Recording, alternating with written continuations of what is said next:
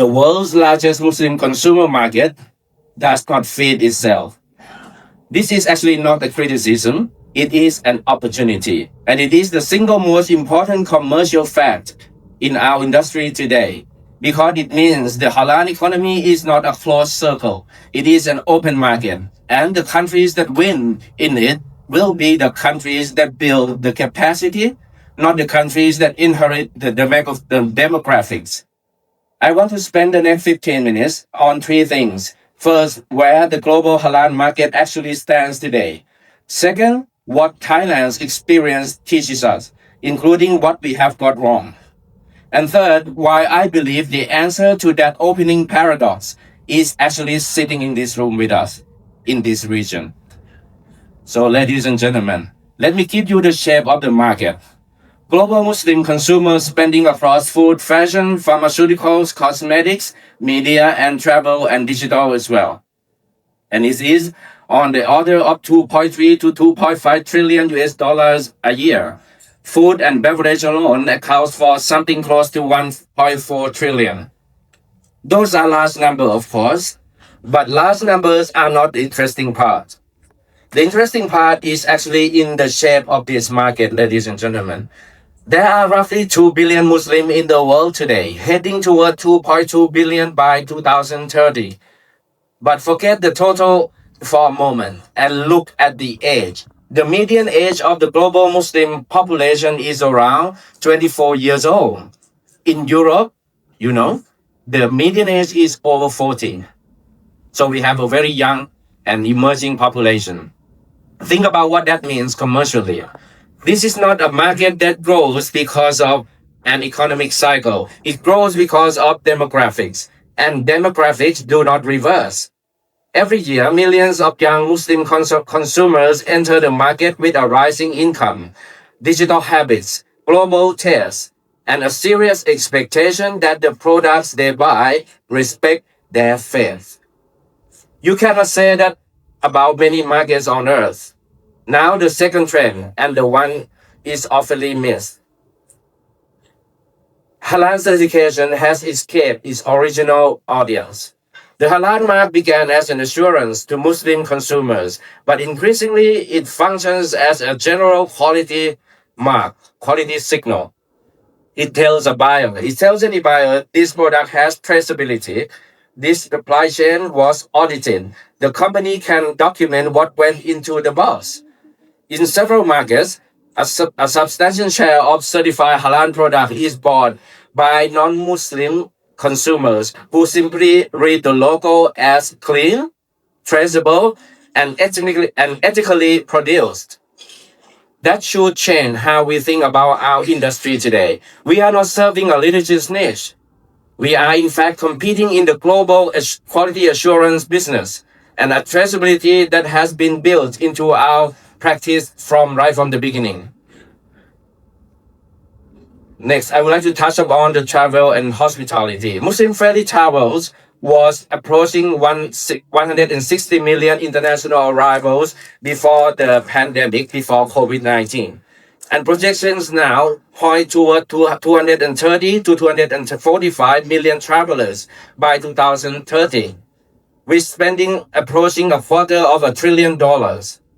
I will return to this later because I think hospitality is the most underestimated opportunity in this entire industry. And now I would like to talk about the friction, the challenges that is ahead of us. The thing that holds all of us back. There are more than 400 halal certification bodies operating worldwide. They apply different standards. They recognize each other inconsistently. A product certified in one country may need to be recertified, re-audited, re-inspected, and repaid for to enter the next country. Is that right? Let me put this plainly. We have built a global market with 400 different sets of rules. And I want to add one point that I think is widely misunderstood, including by governments. Halal is not something that happens inside a factory. It is something that must be protected along an entire journey. A slaughterhouse can be perfectly certified, but if the product then travels in a shared truck, sits in a mixed warehouse or is handled at a port with no segregation, the certificate on the box is meaningless. Halal integrity is not a property of a factory. It is a property of the whole supply chain. This single insight explains why logistic cold chain infrastructure and digital traceability are not support function in this industry. Ladies and gentlemen, they are the industry. Now, part two of my presentation, let me share you about something closer to me, to my home, Thailand.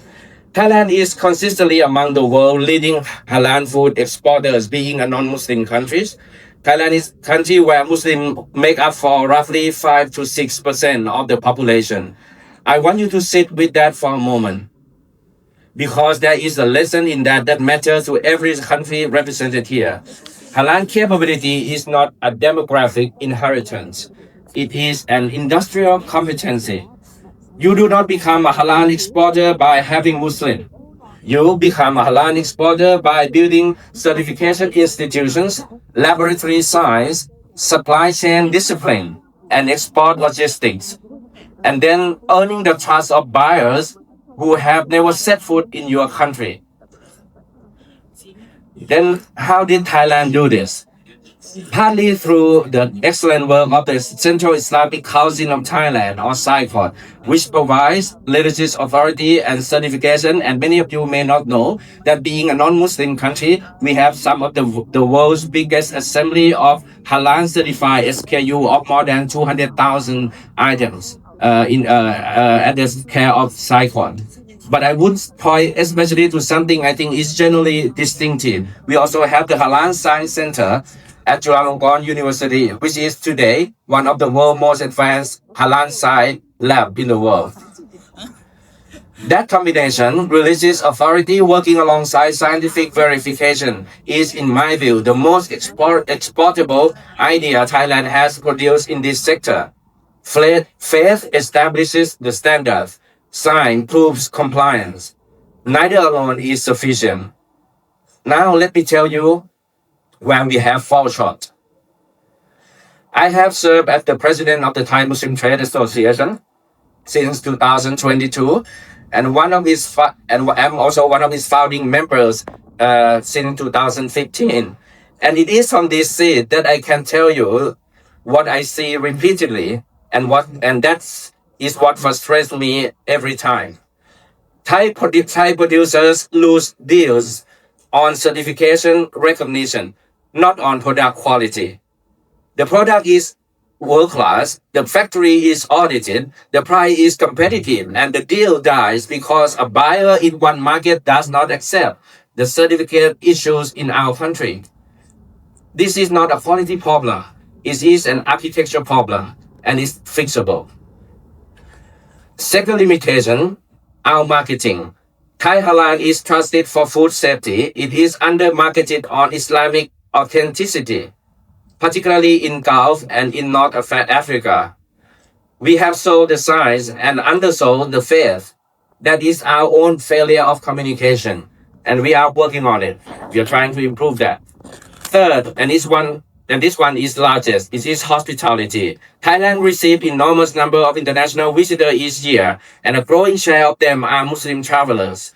But outside a handful of destinations, our Muslim-friendly infrastructure is inconsistent. A traveler cannot reliably know before booking whether a hotel will meet their needs. Prayer facilities, halal kitchen, appropriate service. Thai hotels are not unwilling to serve Muslim guests. In fact, they are very willing. They simply have no way to prove what they offer before the guest actually arrives. We build certification and verification for food, and it made us a trusted exporter. We have never applied the same rigor to hospitality, and it shows. I say all of this openly because I think an industry that only lists its strength cannot be trusted on any of them. So let me come to my argument. The argument I actually come to Kuching to make today. And this is my first time in Kuching. I love this city. Now look at what sits on this region. Malaysia holds JAKIM, arguably the most globally recognized halal certification authority in existence and the deepest institutional governance stack in this industry. Indonesia is the largest Muslim consumer market on the planet with mandatory certification under BPJPR. Thailand brings production scale, food science, and export logistics, the kitchen of the world, already feeding markets on 4 continents. Brunei brings premium standards and sovereign credibility. Singapore brings MUIS certification, Islamic finance, and one of the world's great logistic and trade facilitation hubs. The Philippines and Vietnam bring emerging capacity and raw material supply. And Sarawak, where we are today, our host, bring gateway geography, port infrastructure at Pinjulu, and a state government that has just committed to a Halalpreneur industry development plan to 2030. That's remarkable. Now let me say what this list actually means. ASEAN already possesses every single component of a complete halal value chain. Certification authority, consumer market, production capacity, Islamic finance, logistic, standard sign, gateway ports. Not all of us has all of it. All of us together have all of it. And here is the point I would most like you to live with today. Our competitors are not at each other. Our competitors are countries like Brazil, Australia, and India, and they compete on scale and on price. They do not compete on authenticity. Authenticity is one advantage that cannot be bought, cannot be undercut, and cannot be replicated by a country that lacks it. ASEAN is the only region on earth that has authenticity and capability in the same list. Thank you. But we are currently offering that advantage to the world in 7 separate packages. And when a buyer in Riyadh, in Lagos, in Almaty does not want to manage 7 certification relationships, they want one trusted regional mark. So let me offer 4 specific proposals today before I end my presentation. 1. Mutual recognition before harmonization. Full harmonization of ASEAN halal standards is a project that could take a decade or even decades or more. But mutual recognition agreements between our existing certification bodies is accepting the other's audits is achievable in just years, not decades. Let us not wait for the perfect architecture before we remove this duplication. 2. An ASEAN digital halal corridor. Shared traceability infrastructure, verifiable digital certificates. A buyer anywhere in the world scans one code and see the full chain of custody. The technology already exists today. What is missing is the agreement to use it together. 3. A shared entry route for small producers. Ladies and gentlemen, if you are like me, most halal producers in the region are small and medium enterprise. Is that correct in your country? For them, certification across multiple export markets is prohibitively expensive, so they never reach the export market at all. A pool ASEAN certification support scheme would put those producers onto the highway instead of leaving them stranded on the side road. This is where the growth is, not in our largest firm, ladies and gentlemen, but in our smallest ones. Number 4, treat Muslim-friendly hospitality as the second pillar, not as an afterthought. Halal is not only what people eat, it is how they travel, where they stay, and how they are received. And here I want to be careful because in this area of work, the work has already been done and done exceptionally well. For more than a decade, Crescent Rating and MasterCard has produced the Global Muslim Travel Index, before the GMTI, Muslim friendly was just a marketing term. Any hotel could make it. Nobody could actually test it. The GMTI turned it into a measurable standard, and once something is measurable, it is improved, compared, and competed over. I think we have another speaker coming up to speak on this, the founder of Present Rating, Mr. Fazan, coming up tomorrow, which I look forward to his talk. So my proposal is not that we build something new. It is that we stop treating this framework as a report published just once a year and start treating it as the infrastructure, the way we treat a certification standard, adopt it into how ASEAN destination plan and invest, extend it down to the individual property and connect to Halal certification.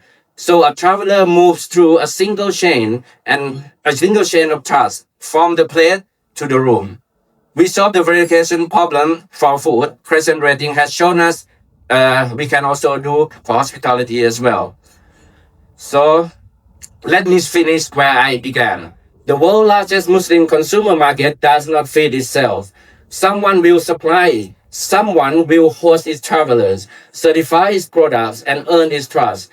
The question in front of us is not whether the market will be served.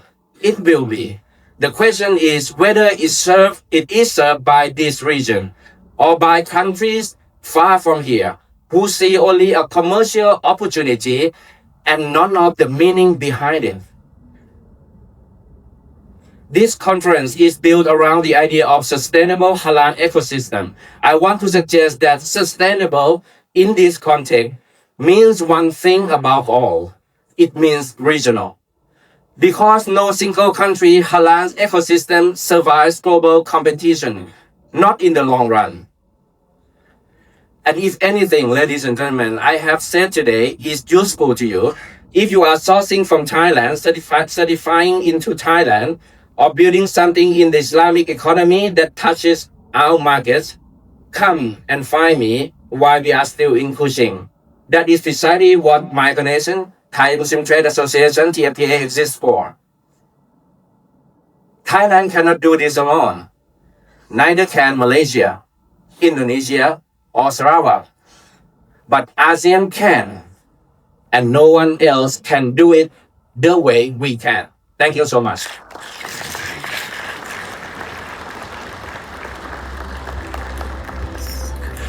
Alhamdulillah, definitely we agree on that. Thank you.